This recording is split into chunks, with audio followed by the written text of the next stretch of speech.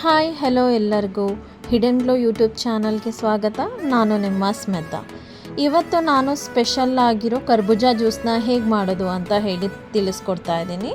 ಕರ್ಬೂಜ ಜ್ಯೂಸ್ ಏನು ಅಂತ ಹೇಳಿದ್ರೆ, ಇದನ್ನು ಕುಡಿದ್ರೆ ತಕ್ಷಣ ಬಾಡಿ ಫುಲ್ ಹೈಡ್ರೇಟೆಡ್ ಆಗಿರುತ್ತೆ.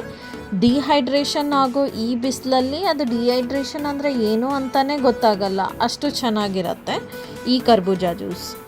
ಈ ಕರ್ಬೂಜ ಜ್ಯೂಸಿನ ಬೆನಿಫಿಟ್ ಏನು ಅಂತ ಹೇಳಿದ್ರೆ, ಇದು ಸ್ವೀಟ್ ಆಗಿರುತ್ತೆ ಬಟ್ ತುಂಬ ಕಡಿಮೆ ಶುಗರ್ ಲೆವೆಲ್ ಇರುತ್ತೆ.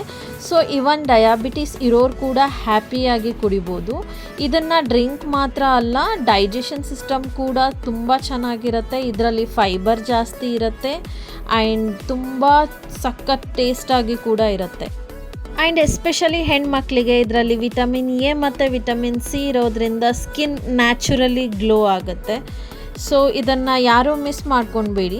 ನಾನಿಲ್ಲಿ 2 ಗ್ಲಾಸಸ್ನ ಮಾಡ್ತಾಯಿದ್ದೀನಿ. ಒಂದು ವಿತ್ ಶುಗರ್ ಆ್ಯಂಡ್ ಇನ್ನೊಂದು ವಿತೌಟ್ ಶುಗರ್ ಮಾಡ್ತಾಯಿದ್ದೀನಿ.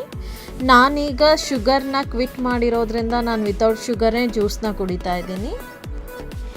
ಇತ್ತೀಚಿನ ಈ ಬಿಸಿಲಲ್ಲಿ ನಾವು ಪ್ಯಾಕೇಜ್ಡ್ ಫುಡ್ಡನ್ನು ಕುಡಿಯೋದು ಬಿಟ್ಟು ಈ ಥರ ಮನೆಯಲ್ಲೇ ಮಾಡ್ಕೊಂಡು ಫ್ರೆಶ್ ಆಗಿ ಜ್ಯೂಸಸ್ನ ಕುಡಿದ್ವಿ ಅಂತ ಹೇಳಿದ್ರೆ ನಮ್ಮ ಹೆಲ್ತ್ ಕೂಡ ಚೆನ್ನಾಗಿರುತ್ತೆ.